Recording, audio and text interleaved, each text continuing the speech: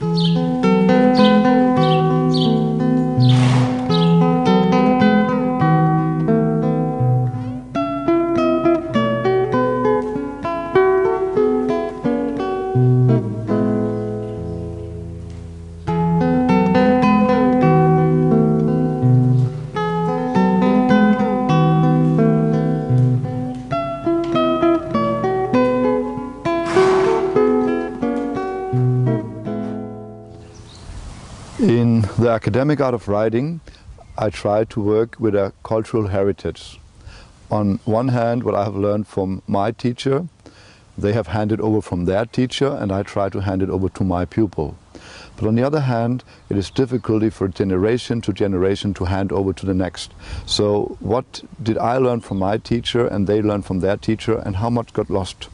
So we are working much with going into the books of the old masters and see what they said themselves on the subject. And there's a lot of things that had gone lost. For example, in the last few years, we've worked a lot with the school halt and the school walk, and see that all of the old masters speak about it, just simply it doesn't exist anymore. So if we want the art of riding, we must see that we do not lose too much, that we do not have the handcraft to work with the art as we should. Nowadays we have also the problem to learn that earlier in the riding academies there was a complete academy with educated horses and a lot of teachers from generation to generation educating the horses to educate the riders. Nowadays we cannot afford to have a complete riding academy just for one prince to get educated. Every generation, of course, of a royal house to get educated. We will have to find other ways. And that means that we will go into a self-study. So imagine you would start to learn to play the violin. Just because you knew how to hold the violin, it's not sure that you could play Bach. So you had to know the notes, you had to know how to play it, and at the end it's also a little the kind of violin that you know a lot of the violin itself and know how it's built and structured and work. Then when you are so far that you can actually play Bach, it's not sure that you can still interpret it. And when you can interpret it, it's a matter of you developing yourself through a lifetime, getting better and better in interpreting that piece of art. That is the way we also work with ourselves. So a very big problem nowadays is educating the seat. So I myself was sitting months after months, hours after hour, every day on the lawns, in the beginning on educated horses, later on youngsters, later with von Neindorf, for example, even on less good horses where the rider should help the horse. So how should I be able to help a horse when I do not have a seat giving help to that horse? That the horse will get in balance. So if it's the seat that ruins the balance, how shall even the best and most balanced horses do with that without ruining it? So educating your seat yourself need other systems than earlier on the lawns. Finding out what is it we are working for, understanding what we are working for, and for this I try to use books. This is a classical thing, or the old masters also used books. On the other hand, I'll try with film. So in film you can see things move. So it might be a better idea to get a feeling about it when you see it. At least you might get more idea about it. And even though you will discover when you take an old book you have read years ago, you will discover that stand in this book last time I read it. And it's because you have got more empirical information to put into the word. So even the word will grow through your whole lifetime. That will be a change in how you see that word and this combination of the word. So the word will grow according to your empirical knowledge of that word.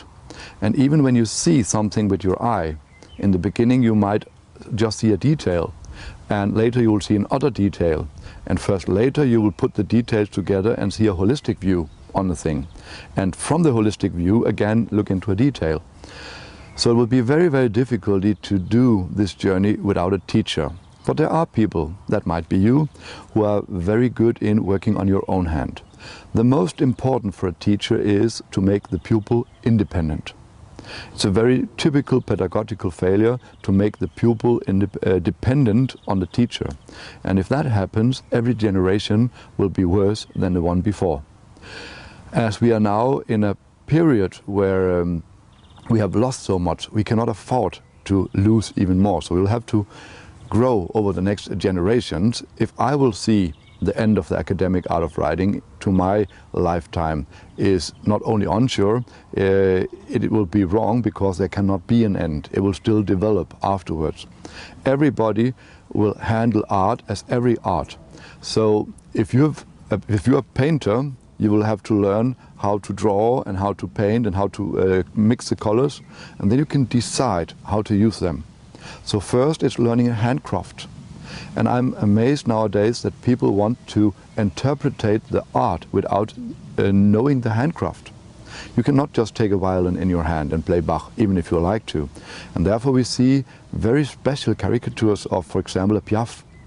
That people want this kind of stepping on the place but do not know why they're doing it. They don't know that they are building up the horse step by step, and one of the tools that you have to build up a horse is a Piaf. So you don't use the horse to do a Piaf. The Piaf is just a tool. And if you have not made the basic tools first, there's no idea in doing it. So it's learning it step by step and understanding why you do it. And understand if your horse is predestinated to do these things, and if you have problems with the horse, what are the problems? Why do they have the problems? So it might just be you who are the problem. Therefore, not being able to find out what is the problem, not being able to watch things and not being able to make them grow are situations that we are in nowadays. Riders are a bit like, I don't know what I want, but I want it yet. And that's not possible. It's one of the very few fair things that you cannot buy. You can buy the surroundings, beautiful surroundings, you can buy very beautiful horses, you can even buy a teacher to come and teach you, but you will have to do it yourself.